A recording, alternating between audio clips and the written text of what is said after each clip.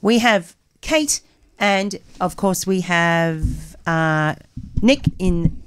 We're just trying to get those microphones. Yes, we're here. Kate. Am I here? Kate. Oh, yeah. Oh, there. Hello, I'm everybody. Hello, I'm Kate. Here. You're on both of them, Hello, Kate. Phillipa. Yeah. Hello, Nick. Tell us some of the fabulous Well, look, prizes. I just want to remind people out there that if you want to subscribe or resubscribe to 3MBS to celebrate our 50th anniversary, you can do so right now. You could call Rudy, who's absolutely lovely, on 94161035. And we have a daily prize pack for people. Every day we have a different daily prize pack. But also, if you win that, you're still in the running to win the major prizes. Today's daily prize is a double pass to an exhibition publication for the Martin Grant exhibition at the National Gallery of Victoria. Wonderful leader of global fashion industry there, so that's something gorgeous to look at.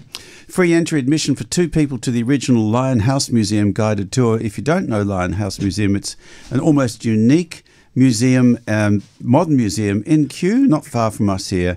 They've got a gallery and this wonderful house that used to be where the gallery curators lived, and also it was a private museum, and you can do a tour of this extraordinary place.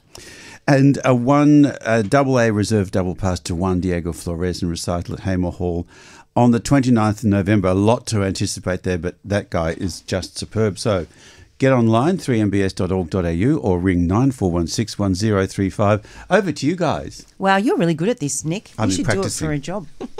Kate, tell us all about the things you've been to see.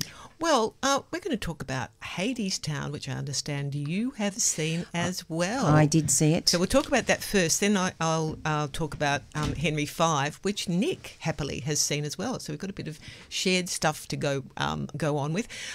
I don't know about you, but I really enjoyed Hadestown. I thought it was vivacious and captivating, and it animated that myth, or those myths. So it's the Orpheus, for those who don't know. Hadestown is Orpheus and Eurydice. Orpheus goes to the underworld to bring back his loved one, and Hades and Persephone. So 2 ancient myths. But didn't it do it well? Oh, stunning. It's kind of got that steampunk kind of setting and all that. Yeah. Absolutely. It's really the fusion, written by one woman, everything, music. So music, lyrics and book. Anais Mitchell wrote the lot. Oh, I didn't realise that. I mean, that's a feat. Tragic love story. It's a sad song. It's a love song. Well, it's a love song. It's a sad song. And the story, we know the end is, a doomed love story, but don't we want it to end well? I kept thinking, surely it's not going to change. It's going to... Anyway, for those who haven't seen it, sorry to spoil it, but you should know the ending anyway. It's a great fusion of different genres of music, isn't it? Oh, yeah. I want to go and see it again because it was such a feast of every sense that you just need to see it again to pick up more of the detail. Yeah, and I think directed by Rachel Chavkin, and that was terrific direction, staging. That music is that opening song, jazz number, 20s jazz, sort of, really wild old jazz stuff, and then popular ballads and aching love duets and all sorts of different, rhythm and blues. And that's a real toe tapper, that opening. I felt really excited by that. Lovely performances from is it Luke Mullins? Not Luke Mullins. He's playing Orpheus. That gaucheness and naivety of the musician, who was a harp player actually in the myth, but is playing guitar, etc. And he writes this perfect love song to draw back his loved one and to sort of seduce Hades into letting her go, really, isn't it? Yeah. That's what he's doing. I think, as you said, you talked about the Fates to me earlier. Yeah, the three women. The 3 women, yeah. They, I think, as you said, an incredible blend, a perfect blend of harmonies, but also musicians, big, bold voices. And I think for that reason, and Hades, bold bass opera singer. Adrian Tamburini. Gorgeous in that role of Hades. Just the darkness he got out of that voice. And because he looks like the guy from Neo from the movie, the Matrix. He's kind of he looks good. He's elegant and beautiful. And his voice is like dark evil velvet. And statuesque and menacing and strangely magnetic god of the underworld. And Eleanor Roccabaro as Persephone, I thought, lit up the stage, powerhouse vocals. So, but I have to say, in contrast, I really wanted this to work as Hermes Christine Arnoux, who is in the vocal style, but performance, just when you're a narrator, there has to be, if you're going to compete with that sort of magnetism of all those other singers and actors and dancers, it needs to really grab attention. And I was looking at some other overseas productions and I thought, yeah, it's completely different performers. So I'm sorry to hear that. So, but maybe she just needs a little bit more time in the role. It does, and that's what we're here for, is to give notes.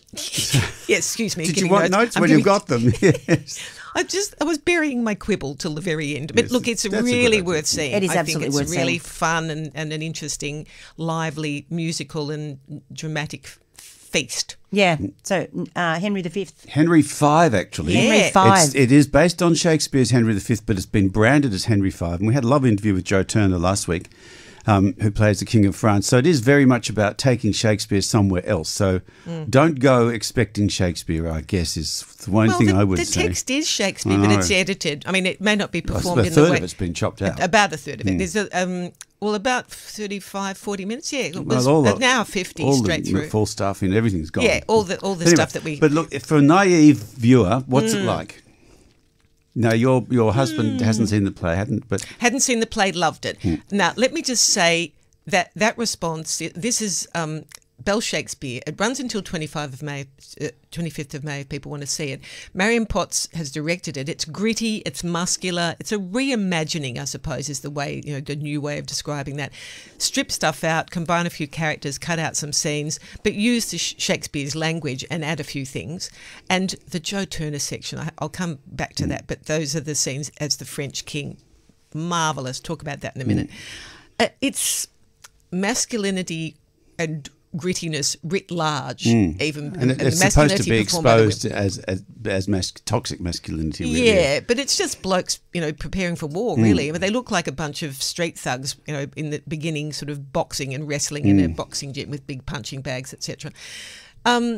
J.K. Cussy, I'm sorry, I don't know if that's the right way to J.K. Cussy. J.K. Cussy, as Henry, is a tough, young, youthful king surrounded by his gang of loyal, dangerous followers who are more like a street gang than a bunch of lords. But, maybe that's exactly what they were like. But I think Ella Princess Essex was lovely. Yeah. And Alex Kerwin was, they were Henry's doughty pals.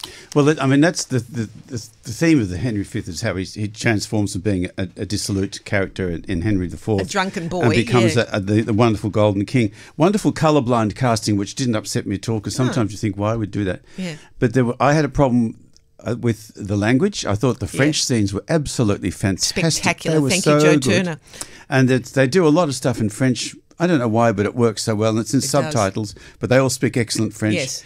They're all great actors, and when they do Shakespeare language, they know what to do with it. But unfortunately, the young cast, when they were asked, they had to speak the soliloquies, they just went into sort of trance-like droning, as if they were afraid of Shakespeare and didn't know what to do, and I was very disappointed in that. Yeah, it was not as successful as it might have been, shall we say. No, but I think if you're going to use Shakespeare, do what you like with it, but make it live, not just something. Yeah, we want to bring the language alive, and I have to say, but it's a great rollicking show. It's a rollicking show. It is, and it is a really interesting battle scene, which I think you may not have liked as much as others, or even me, particularly my husband. Lots of muddy rolling about, and just. I think "Oh for a Muse of Fire," for those who don't know, is that chorus opening, and it describes this empty stage. So on this stage, you'll have to conjure up in your own imaginations horses and battles and mud and thousands and deaths and kings and travel and France. And we don't have that on this stage either. It's very sparse, very spare, and so it's low on design. They sort of go there, but unfortunately they a bit overdid a few of those things anyway. I think we have to wind up. Yeah. We do. So thank you very much, Kate. Sure. Thank you, Nick. Thank you very much. Thank you, dear listener, for listening. Don't forget, we're 50th anniversary of Radio 3MBS. You can call 94161035 or online 3mbs.org.au. Stay tuned for music in Melbourne and with Ariel. With Ariel. Oh, yes, with Ariel.